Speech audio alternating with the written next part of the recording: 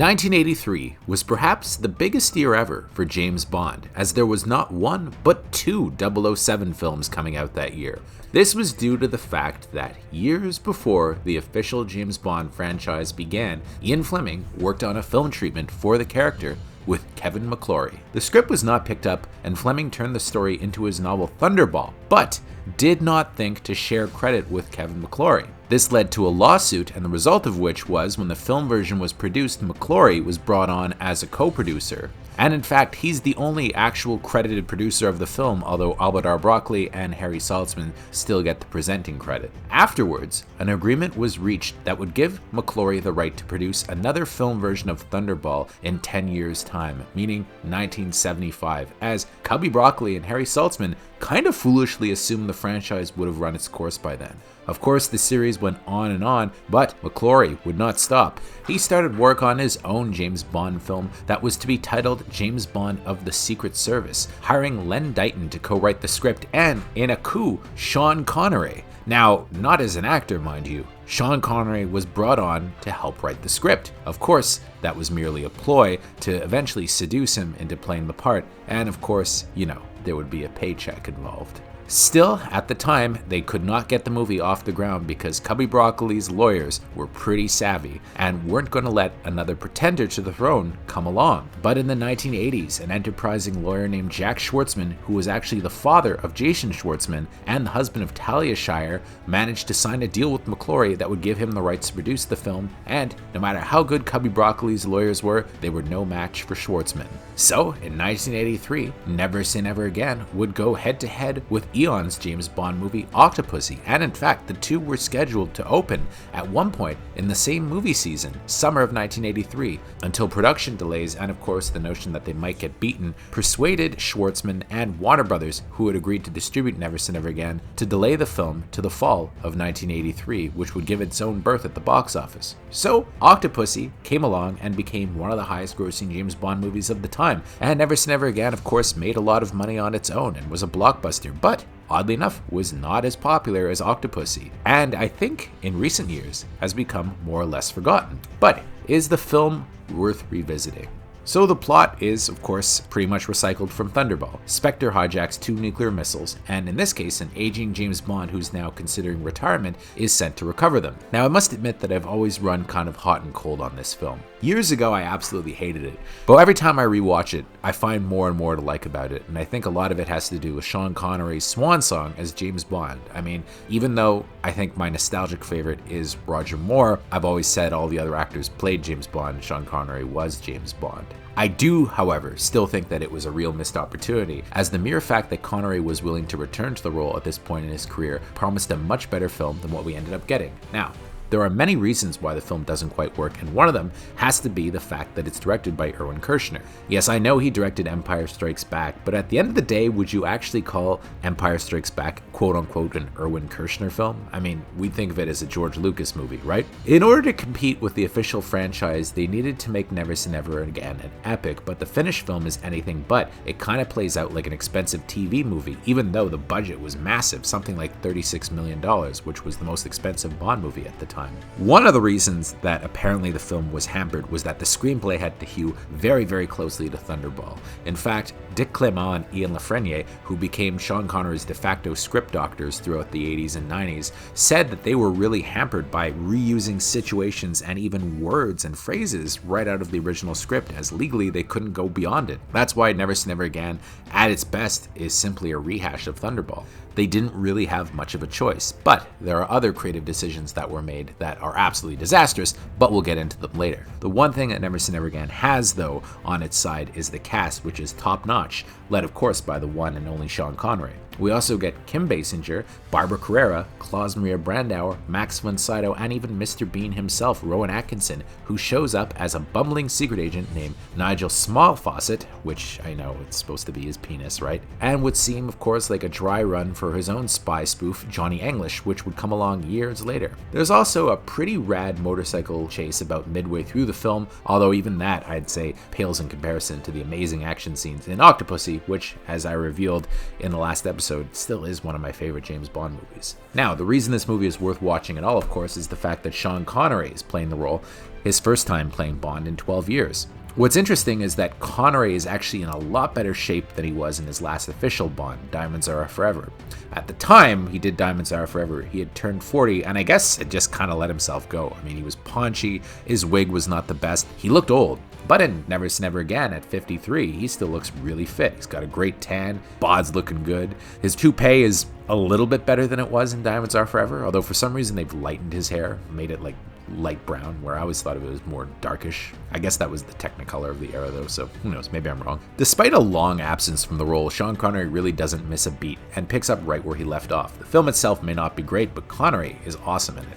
Also, it has to be said that the title was suggested by Connery's wife, which was a dig from her at his constant vow that he would never return to the role, and Connery looks like he's having a good time despite himself, and despite the fact that he's always said in interviews that the shoot was apparently a logistical nightmare from start to finish. He's good in the fight scenes, and in fact was trained by Steven Seagal. That was his choreographer. In fact, Steven Seagal broke his wrist, a fact that he revealed. Thought I knew what I was doing because, you know, the principle is it's defense, so it's a pyramid, and I got a bit flash and I did that, and he broke my wrist. Wow. And, oh yeah. If this movie has a big problem, it's that there's just not enough for Sean Connery to do. There should have been a lot more physical action, but instead he's just kind of going around investigating things. There's a big motorcycle chase, but I wager that a lot of that probably wasn't Sean Connery. It's funny, I heard that a lot of the action scenes were cut from the film because it was running too long, and indeed the film runs about 2 hours and 16 minutes, but why cut the action? I mean, there's a lot of flab on this movie. One of the few scenes that actually Sean Connery does a lot of physical action is the opening scene where he has a raid on a compound to rescue a damsel in distress, which turns out to be a war game. Apparently, Dick Clement and Ian Lafreniere wrote this in because they knew the movie was lacking action, and apparently in the first cut it was a really cool scene that was just accompanied by a ticking clock theme. However, for some reason Warner Brothers decided the film had to open with a James Bond style sultry theme song, and they put the rather bad theme song by Lanny Hall underneath it. So it's this odd love song that's playing as Sean Connery's going around killing people. I know there's danger there. I don't care. It's very strange.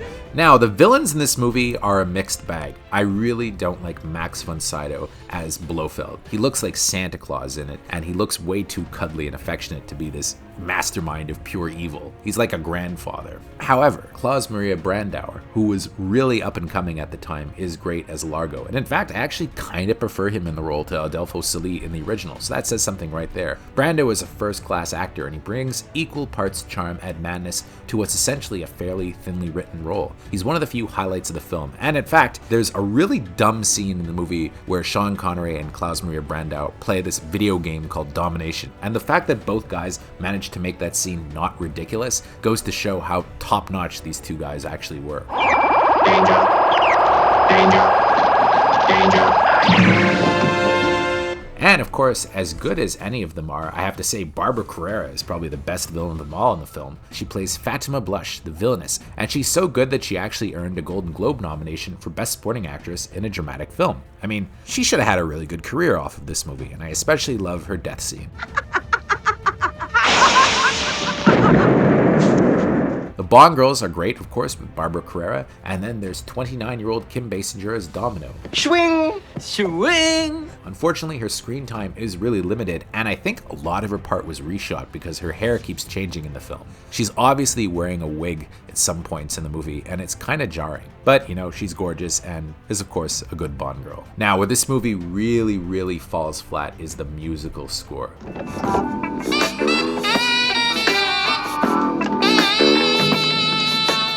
Ugh. Michel Legrand, who was a really big composer at the time, was hired to provide the musical score, and he was obviously a jazz aficionado, but James Bond and jazz don't really go together. This musical score has way too much saxophone for a James Bond movie. I don't think James Bond scores should have saxophones in them. I just don't. It should be brass. Brass and strings.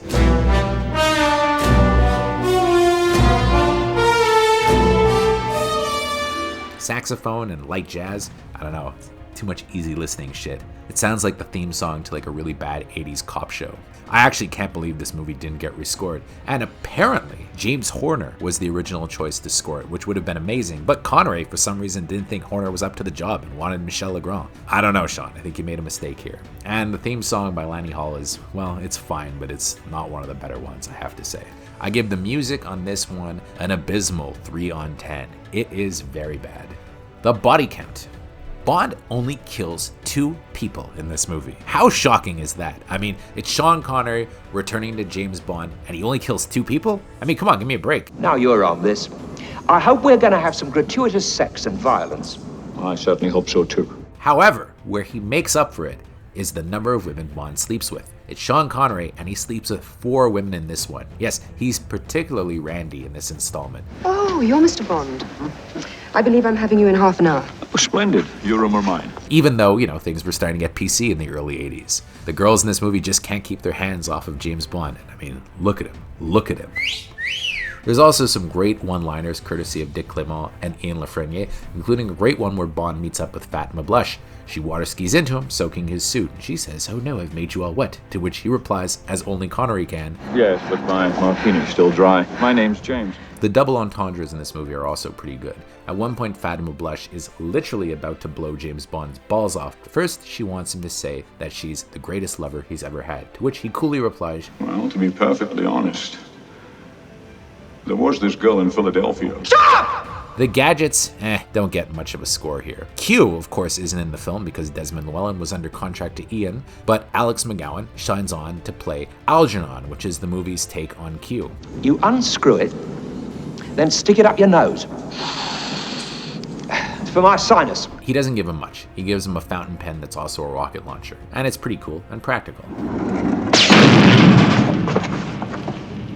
So how did this movie do at the box office? Well, considering it didn't come out in the summertime, it was actually a very successful movie. It pulled in $55 million in North America and $160 million worldwide, although that was about $27 million less than what Octopussy did. However, considering it didn't have the benefit of a summertime release, I'd still say it was a very successful movie. But Sean Connery, of course, decided once it was done that he truly had enough of the character and never would return to the role. Apparently, Kevin McClory actually had the idea that he'd be able to make his own James Bond series to go up against the Eon films, even though by law he would have to keep recycling the plot from Thunderball over and over and over and over and over again, and actually came close to producing another James Bond movie in the 90s called Warhead, which would have starred Liam Neeson as James Bond. Think about it, Liam Neeson is James Bond. And so I give this one at the end about a 6 on 10. It's mediocre, but you know, the more I watch it, the more I kind of appreciate it for what it is. It's not a great Bond movie, but it's an okay-ish,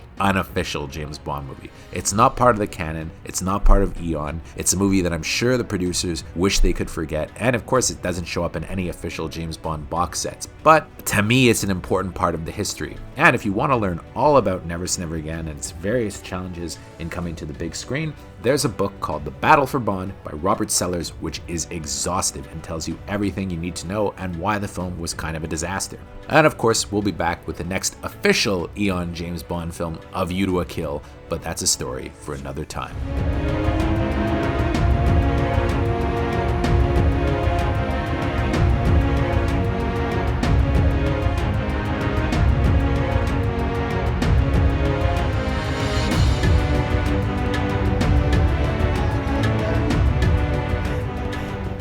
And of course, thank you very much for watching James Bond Revisited. If you like what you see, please subscribe to our JOBLO Videos channel, tell your friends who like this sort of content, and turn on the bell to receive notifications for all of our latest videos.